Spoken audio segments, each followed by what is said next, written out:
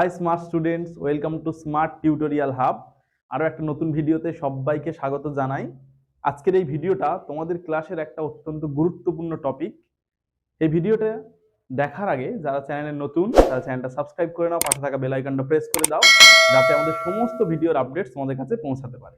আমরা সমস্ত ক্লাসের ভিডিওর জন্য আলাদা আলাদা প্লেলিস্ট তৈরি করে দিয়েছি। তোমার ক্লাসের প্লেলিস্ট থেকে তুমি সমস্ত ক্লাসগুলো সেখানে পেয়ে যাবে। ভালো করে মন দিয়ে দেখো ভিডিওটা। দেখার পরে যদি কোথাও কোনো সমস্যা থেকে থাকে অবশ্যই আমাদেরকে কমেন্টে জানাবে, এবং আমাদের অনলাইন এবং অফলাইন ব্যাচে যুক্ত হওয়ার জন্য ডেসক্রিপশনে হোয়াটসঅ্যাপ নম্বর রয়েছে, সেখান থেকে সরাসরি আমাদের সঙ্গে যুক্ত হয়ে যাও।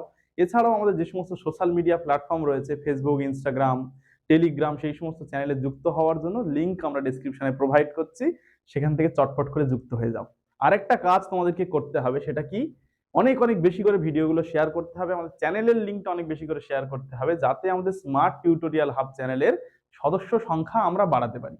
তাহলে আর কথা বাড়াবো না, সরাসরি তোমরা ক্লাসটা খুব মন দিয়ে দেখো এবং দেখার পরে সেগুলো নোট ডাউন করো প্রয়োজনীয় জায়গাগুলো, আর নোটস পাওয়ার জন্য আর ব্যাচে যুক্ত হওয়ার জন্য আমাদের সঙ্গে যোগাযোগ করো। নার্ভ গ্যাংলিয়ন কি? আমরা আগের দিন নিউরন পড়েছিলাম। আমরা দেখেছিলাম যে নিউরন গুলো জুড়ে জুড়ে এরকম নার্ভ তৈরি করেছিল তো একটা চেন।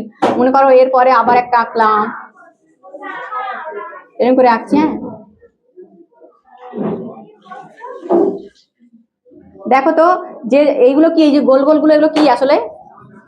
এই গোল গোল কোষ দেহ। যেখানে কোষ দেহ গুলো এক জায়গায় হয় সেই জায়গাটা একটুখানি স্থিত হয়ে যাবে না? যদি আমি এটাকে পুরোটাকে এরকম করি, যেখানটা কোষ দেহ থাকে, মনে করো এটা আর কোষ দেহ একটু বড় করে আঁকি, এরকম করে বড় করে আঁকি, তাহলে যে কোষ দেহ গুলো থাকে সেখানে এরকম করে একটা বড় জায়গায় মোটা হয়ে যাবে না? হয়ে যাবে তো? আমি ছোট করে দেখাই এটা, এই যে জায়গাটা হলো, তাহলে কোষ দেহগুলো যে জায়গাতে থাকে সেই জায়গাতে একটুখানি স্ফীত হয়ে যায়। নার্ভের কোষ দেহগুলো, মানে নিউরনের কোষ দেহগুলো যে জায়গাতে একসঙ্গে জুড়ে যায় সেই জায়গাটা একটু স্ফীত আকার ধারণ করে। এই জায়গাটার নাম হচ্ছে নার্ভ গ্যাংলিয়ন। ঠিক আছে, বোঝা গেল? আরেকটা আছে, সেটা হলো সাইন্যাপস। সাইন্যাপস কি? যখন আমরা প্রান্তপুরুষ পড়েছিলাম, মনে আছে? প্রান্তপুরুষ এরকম করে এঁকেছিলাম তো, প্রান্তপুরুষ আর এরকম, এই যে ছবিটা আমরা এরকম করে আঁকছি, এই ছবিটা এরকম করে আঁকার মানে কি? এর শেষ এটা প্রান্তপুরুষ। আবার এই যে কোষ দেহটা হয়েছে, তাহলে কোষ দেহটা এটা এরকম আছে, এরকম আছে তো, এরকমই আছে তো। তার মানে এর এখানে কি আছে? ডেনড্রাইট। তাহলে এর ডেনড্রাইট গুলো আর এর যে প্রান্তপুরুষ একসাথে জুড়ে আছে। এখানে কিন্তু জুড়ে নেই, এখানে ফাঁকাই থাকে। কেমন? মনে করো এই জায়গাটাকে আমি একটু বড় করে দেখাচ্ছি, মানে এই সব পুরো জায়গাটাকে নয়, মনে করো একটা ছোট্ট মতো জায়গা আমি বড় করে দেখাচ্ছি। কেমন দেখাবো? মনে করো এইটা প্রান্তপুরুষ হলো। আর তারপরে অন্য একটা নিউরনের ডেনড্রাইট হচ্ছে এইটা। কি বললাম? এটা প্রান্তপুরুষ, আগের নিউরনের প্রান্তপুরুষ, আর এটা কি পরের যে নিউরন, ডেনড্রন। এটা বোঝা গেছে তো? তার মানে এই যে একটা নিউরন, এটা তো একটা নিউরনের শেষ, আর এটা তো একটা নিউরনের শুরু। আর এর মাঝে কি বললাম? এর মাঝে একটা কিন্তু গ্যাপ থাকে, যে গ্যাপ, এই গ্যাপটাকে বলা হয় সাইন্যাপস। কি বলে? সাইন্যাপস। তাহলে সাইন্যাপস কাকে বলে? একটা নিউরনের শেষ আর অপর নিউরনের শুরু, এই জায়গাটাকে বলা হয় সাইন্যাপস। এবার কি হয়, আমরা এর আগে কি দেখেছিলাম? এদিকে তাকাও, বই রাখতে হবে, এদিকে তাকাও। আমরা কি দেখেছিলাম? সেই র্যানভিয়ারের পর্ব ছিল তো, সেই র্যানভিয়ারের পর্বতের সিগন্যাল গুলো এরকম লাফিয়ে লাফিয়ে আসছিল। এখানে এবার এসে দেখবে যে হঠাৎ করে এতটা বড় গ্যাপ। র্যানভিয়ারের পর্বতে ছোট ছোট গ্যাপ ছিল, ওরা লাফিয়ে লাফিয়ে এসেছিল। হঠাৎ করে যখন বড় গ্যাপ হয়ে গেল, তাহলে তো ওই সিগন্যালটা অন্যদিকে চলে যেতে পারে, হ্যাঁ কি না?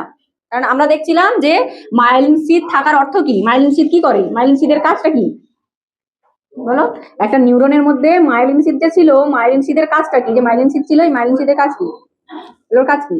যাতে করে এখান থেকে যে সিগন্যালটা অ্যাকশনের মধ্যে থেকে যে সিগন্যালটা যাচ্ছে, সেই সিগন্যালটা যাতে বাইরে বেরিয়ে না যায়, তার জন্য মাইলিন সিদের কভারিং দেওয়া আছে।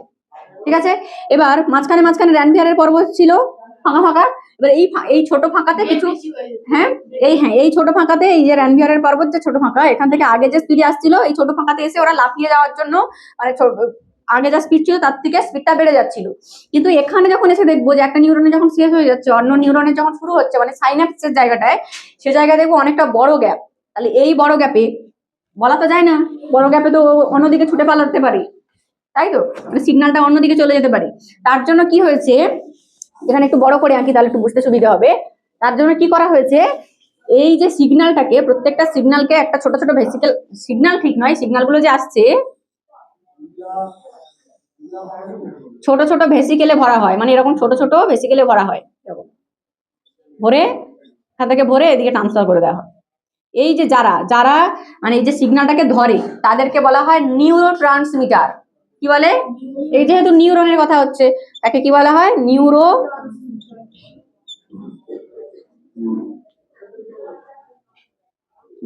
ট্রান্সমিটার হলো। নিউরো ট্রান্সমিটারের কাজ কি, নিউরো ট্রান্সমিটারের কাজ হচ্ছে এর মধ্যে কি করে, ওইগুলোকে ভরে পরের পরের যে নিউরন আছে পরের নিউরনে ট্রান্সফার করে দেয় হলো। এরকম অনেকগুলো নিউরো ট্রান্সমিটার আছে, তার মধ্যে যে নামগুলো তোমাকে পড়তে হবে, অ্যাসিটাইল কোলিন, নাম কি, অ্যাসিটাইল কোলিন। আর কি আছে, গাবা, এটা হয়তো বইতে নেই, লিখে নাও, GABA, GABA, gamma amino butyric acid, গাবা।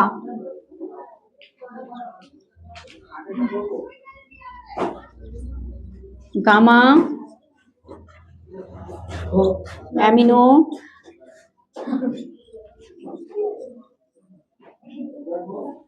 Butyric acid. আচ্ছা আচ্ছা, এটা লিখে নাও, বইয়ের কোনো একটা জায়গায় লিখে নাও, নিউরো ট্রান্সমিটার। হ্যাঁ, ওখানে পেন্সিল দিয়ে বইয়ের উপরে যেখানে দেখো অ্যাসিটাইল কোলিনের উদাহরণটা দেওয়া আছে, অ্যাসিটাইল কোলিনের জায়গায় গাবাটা লিখে নাও।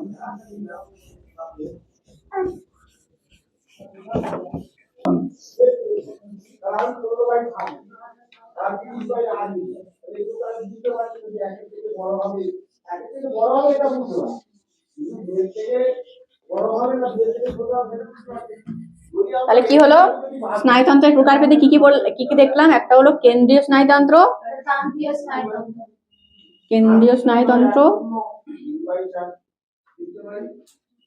আর এক হচ্ছে প্রান্তীয় স্নায়ুতন্ত্র।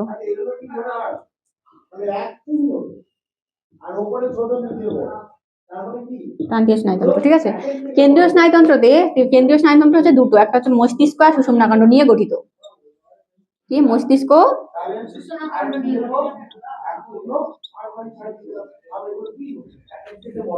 আর সুষুম্নাকাণ্ড নিয়ে গঠিত। আর মস্তিষ্ক এবং সুষুম্নাকাণ্ডে আমরা দেখবো যে যত আমরা এর আগে আজ্ঞাবহ আর সংজ্ঞাবহ স্নায়ু পড়েছিলাম, তো যত আজ্ঞাবহ আর সংজ্ঞাবহ স্নায়ুগুলো যে জায়গাগুলোতে যুক্ত হয়েছে সেটা হচ্ছে কিছুই নয়, কেন্দ্রীয় স্নায়ুতন্ত্র। মানে আমি বলতে পারি মস্তিষ্ক আর সুষুম্নাকাণ্ড থেকে যত ধরনের স্নায়ু বেরিয়েছে বা যত ধরনের স্নায়ু মস্তিষ্কে আর সুষুম্নাকাণ্ডে এসে যুক্ত হয়েছে তারা সবাই কিন্তু প্রান্তীয় স্নায়ুতন্ত্রের আন্ডারে। বুঝা গেছে? প্রান্তীয় স্নায়ুতন্ত্রকে আবার দুটো ভাগে ভাগ করা হয়েছে, একটা হচ্ছে করোটি স্নায়ু, সুষুম্না স্নায়ু, করোটি স্নায়ু, আর একটা হচ্ছে সুষুম্না স্নায়ু।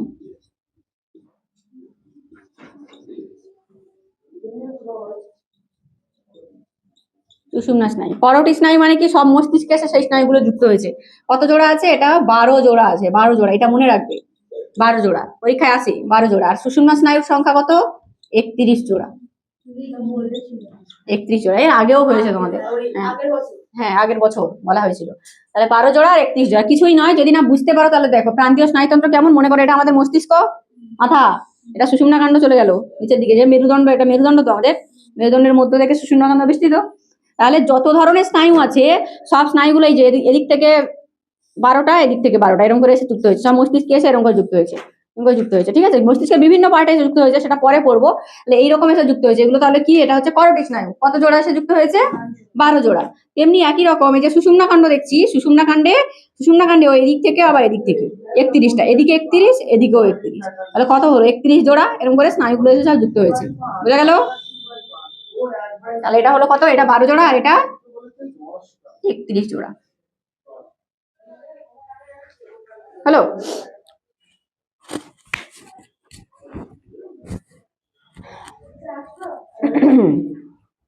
লিখে নাও। আচ্ছা দেখো, মোটামুটি মস্তিষ্কে একটা চিত্র এভাবে হয় না, তাও এঁকে বোঝানোর চেষ্টা করা হয়েছে, ঠিক আছে। আচ্ছা দেখো, মস্তিষ্কটাকে কিভাবে আঁকা হয়েছে বলো তো, আমি যদি এরকম সাইড করে দাঁড়িয়ে থাকি, আমার মাথা থেকে যদি মস্তিষ্কটাকে মানে আমাদের ব্রেনটাকে যদি এরকম কেটে দেওয়া হয়, সাইড ভাবে যেটা যেটা দেখতে পাবে সেটাই দেখা যাচ্ছে। ঠিক আছে, একটু ঘুরিয়ে দিলে তুমি অন্যরকম দেখতে পাবে। অন্য জায়গায় যদি মডেল হতো, 3D মডেল থাকলে তুমি দেখাতে সুবিধা হতো। এটা কিন্তু সাইড ভাবে কাটা, একই একই জিনিস, একই একই। শোনো, তাহলে এই যে মস্তিষ্কের গঠনে আমরা মোটামুটি এই যে বোর্ডে যা লিখেছি সেটা আমরা পরে করছি। তার আগে একটা জিনিস তোমাকে বুঝতে হবে, মস্তিষ্কের আবরণকে কি বলা হয়? আমরা এর আগে পড়েছি, মেনিনজেস বলে, তাই না? পড়নি? মেনিনজেস বলে। মস্তিষ্কের আবরণকে কি বলা হয়? মেনিনজেস। কারণ মস্তিষ্কের মধ্যে তার আবরণ থাকা দরকার, তো ব্রেনের উপরে একটা আবরণ থাকা দরকার, তো না থাকলে তো আমাদের যে আঘাত টাঘাত লাগছে সেগুলো থেকে রক্ষা করে কে? মেনিনজেস। এবার এই মেনিনজেসের 3টে পার্ট আছে। মানে যদি এদিকে দেখো, আগে ভালো করে দেখো, তারপর লিখবে। শোনো, মানে মনে করো এটা পুরোটাই মেনিনজেসের আবরণ। মনে করো এটা পুরোটা মেনিনজেসের, কি আগে আঁকছি সেটাকে বোঝো ভালো করে। এটা মনে করো মেনিনজেসের আবরণ। এবার এই যে ছোট এই একটা লাইন দিয়ে বুঝিয়েছি, তো এই একটা লাইনটাকে জুম আউট করলে যেরকম দেখতে লাগবে তুমি, ঠিক আছে? এইটা যে এই যে একটা লাইন, এই একটা লাইনকে আমি জুম করে দেখাচ্ছি, ঠিক আছে?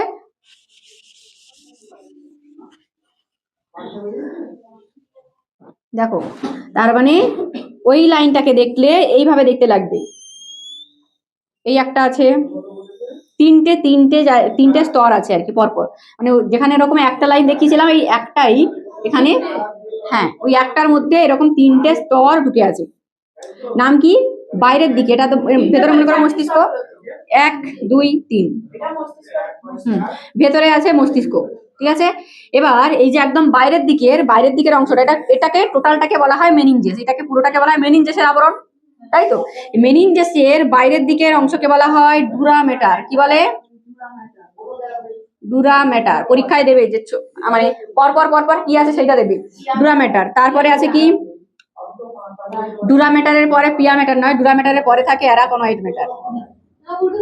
ওখানে দেওয়া আছে এরকম, অ্যারাকনয়েড ম্যাটার। আচ্ছা, একদম 3 নম্বরে কি দেওয়া আছে? 3 নম্বরে আছে পিয়ামেটার। বইয়ে পরপর এরকম 1 2 3 করে লিখে নাও, তাহলে মনে থাকবে। পিয়ামেটার, বুঝা গেল? এটা 3 নম্বর। তাহলে বলো, মস্তিষ্কের আবরণকে কি বলা হয়? মেনিনজেস। আর মেনিনজেসের আবার কটা স্তর আছে? 3টে স্তর আছে। বাইরের দিকের স্তরকে কি বলা হয়? ডুরামেটার। মাঝখানের স্তরটাকে কি বলা হয়? Arachnoid matter. আর তার পরের স্তরকে কি বলা হয়? পিয়ামেটার। এবার এই যে অ্যারাকনয়েড ম্যাটার বা পিয়ামেটার, এর মাঝে মাঝে আছে সিএসএফ। নাম কি পুরো নাম? Cerebro spinal fluid. এই সেরিব্রো স্পাইনাল ফ্লুইডের কাজ কি? মস্তিষ্ক এবং সুষুম্না কাণ্ডকে পুষ্টির যোগান দেয়, আর হচ্ছে বাইরের আঘাত থেকে রক্ষা করে, তাই তো? তাহলে এখানে এই দুটো জিনিস তোমাকে পড়ে নিতে হবে। মস্তিষ্কের আবরণকে, মস্তিষ্ক এবং সুষুম্না কাণ্ড দুজনেরই আবরণ, শুধুমাত্র মস্তিষ্কের আবরণকে মানে মেনিনজেস বলে তা নয়, দুজন মানে টোটাল কেন্দ্রীয় স্নায়ুতন্ত্রের আবরণকে কি বলা হয়? মেনিনজেস। মেনিনজেসের 3টে স্তর থাকে, এই স্তরগুলো এটাই। আর এই স্তরের মধ্যে কে থাকে? সেরিব্রো স্পাইনাল ফ্লুইড থাকে, ঠিক আছে? চলো, আর আমাদের মস্তিষ্কের ওজন কত? প্রায় 1.35 কেজি। 36 বলতে পারে, অনেক জায়গায় 1.5 কেজি লেখা থাকতে পারে, যেখানে যেমন, ঠিক আছে? এবার এদিকে তাকাও। এবার এই যে মস্তিষ্কের গঠনটা আমি এঁকেছি, মস্তিষ্কের গঠনের মধ্যে কি কি রয়েছে? মস্তিষ্ক 3টে ভাগে ভাগ করা হয়েছে। একটা হচ্ছে অগ্র মস্তিষ্ক, মধ্য মস্তিষ্ক আর পশ্চাৎ মস্তিষ্ক, ঠিক আছে? খাতার দিকে, বইয়ের দিকে না তাকিয়ে শুধু আমার দিকে দেখবে, কেমন করে বলছি সেই শোনো। তাহলে কি বললাম? মস্তিষ্ককে 3টে ভাগে ভাগ করা হয়েছে। একটা হচ্ছে অগ্র মস্তিষ্ক, মধ্য মস্তিষ্ক আর পশ্চাৎ মস্তিষ্ক। এবার ছবিটা যদি এখানে দেখো তাহলে আসতে পারে। অগ্র মস্তিষ্কের আবার 3টে পার্ট আছে। একটা হচ্ছে গুরু মস্তিষ্ক, থ্যালামাস, আর হচ্ছে হাইপোথ্যালামাস। হলো? মধ্য মস্তিষ্কের পার্ট আছে কিন্তু তোমাদের করতে লাগবে না, তোমাদের সিলেবাসে নেই। পশ্চাৎ মস্তিষ্কের কি আছে? লঘু মস্তিষ্ক, পন্স আর সুষুম্না শীর্ষক। এবার এখানে ছবিটা দেখো, এই যে চারিদিকের যে পুরো সাদা অংশটা এঁকেছি, সাদা অংশটাকে বলা হয় গুরু মস্তিষ্ক, পুরোটাই গুরু মস্তিষ্ক। তারপরে এই যে জায়গাটা এঁকেছি, মস্তিষ্ক, আমাদের যেরকম হার্টের অনেকগুলো প্রকোষ্ঠ থাকে, কটা প্রকোষ্ঠ থাকে আমাদের হার্টের? 4টে প্রকোষ্ঠ থাকে। মস্তিষ্কেরও 4টে প্রকোষ্ঠ থাকে। 1 2 3 4। প্রকোষ্ঠ মানে কি? ফাঁকা জায়গা। 4টে প্রকোষ্ঠ থাকে। এবার এই যে প্রকোষ্ঠ, এই যে 3 নম্বর প্রকোষ্ঠ, 3 নম্বর প্রকোষ্ঠকে ঘিরে থাকে থ্যালামাস, তার নিচে থাকে হাইপোথ্যালামাস। এবার এই থ্যালামাস হাইপোথ্যালামাসকে পেরিয়ে আসলে এই জায়গাটাকে বলা হয় মধ্য মস্তিষ্ক, সেটা লেখা হয়নি, হলো? আর নিচের দিকে আছে কি? নিচের দিকের পার্টটা কি? পশ্চাৎ মস্তিষ্ক।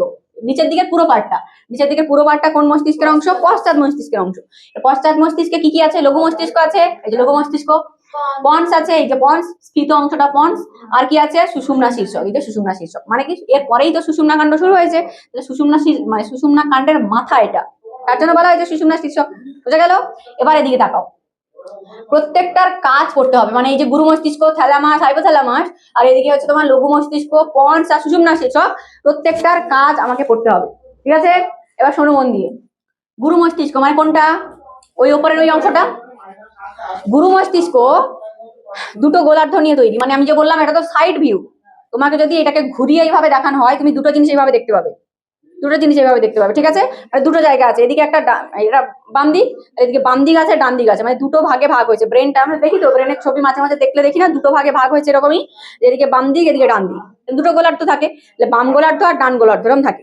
তাহলে এই যে বাম দিক আর ডান দিক তুমি যে জায়গাটায় দেখবে, সে জায়গায় দেখবে এই জায়গাটা মানে এক মাঝখানে মানে মাঝখানে তুমি দেখলেই বুঝতে পারবে যে একটা যেন যোজক আছে, মানে একটা দুটো জায়গাটাকে, মানে বাম দিক আর ডান দিককে যেন কেউ একজন জুড়েছে, এরকম মাঝখানে এরকম একটা জায়গা থাকে না, যে জায়গাটা জোড়া মনে হয়। তাহলে এই জায়গাটাকে বলা হয়, মানে গুরু মস্তিষ্কে দুটো গোলার্ধ বললাম, একটা বাম একটা ডান, বাম আর ডান গোলার্ধকে যে মিক্সড করেছে, যে যুক্ত করেছে, তাকে বলা হয়, মানে যে স্নায়ুগুলো যুক্ত করেছে আর কি, তাকে কি বলা হয়? কর্পাস ক্যালোজাম। কি বলে? কর্পাস ক্যালোজাম, বইতে আছে কিন্তু, কর্পাস ক্যালোজাম। আচ্ছা, বোঝা যাচ্ছে না? হ্যাঁ, কর্পাস ক্যালোজাম।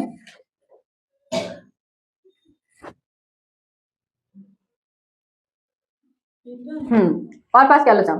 এবার দেখো, যার গুরু মস্তিষ্ক অনেক ভাঁজ থাকে, ভাঁজ, এই যে এখানে এরকম করে আঁকা, এর আঁকার অর্থ হচ্ছে এগুলো হচ্ছে ভাঁজ। যখন পুরো ব্রেনটাকে দেখানো হবে তাহলে বুঝতে পারবে ব্রেনের উপরে এরকম ভাঁজ থাকে, ওই যে ছবিতে দেখানো হয়েছে। এই দেখো, ওই যে ছকটা দেখো, ওখানে আরো একটা জিনিস আছে, গুরু মস্তিষ্কের অসংখ্য ভাঁজ থাকে বললাম, এই ভাঁজটাকে ভাঁজ বলা হয় না, একটা নাম দেওয়া হয়েছে যাকে বলা হয় জাইরাস। কি বলে? জাইরাস। ডাক দাও। আর তার নিচে আছে অনেক খাঁজ থাকে, ভাঁজের দুটো, এই দেখো এদিকে তাকাও, দুটো ভাঁজ থাকবে, তার মধ্যে একটা খাঁজ তো থাকবেই, খাঁজটাকে কি বলা হয়? সালকাস। হলো? আচ্ছা, এবার চলো এদিকে তাকাও। এবার তাহলে গুরু মস্তিষ্কের পার্ট গেল, গুরু মস্তিষ্কের কিছু অংশ দেখলাম। এবার কাজ কি, গুরু মস্তিষ্ক কি করে, গুরু মস্তিষ্কটা কি করে, এইটা বোঝানোর আগে ব্রেনটা, মানে তুমি এরকম করে ভাবো, আমরা তার ব্রেনের ছবি ভালো করে দেখতে পাচ্ছি না, তাহলে তোমার মুখটাকে ভাবো যে ব্রেন। ঠিক আছে, তাহলে এটা গুরু মস্তিষ্ক সবার উপরে থাকে। হ্যাঁ, আমার মুখটাকেই ভাবো না, আমার মুখটাকেই ভাবো, এখন আমাকে দেখছো না, আমার মুখটাকেই ভাবো। তাহলে ভাবো যে গুরু মস্তিষ্ক তাহলে কোথায় আছে? একদম সবার উপরে, এই যে দেখলাম গুরু মস্তিষ্ক ভাবো, এটা ভাবো মধ্য মস্তিষ্ক, আর এদিকে ভাবো নিচের দিকটা ভাবো লঘু মস্তিষ্ক।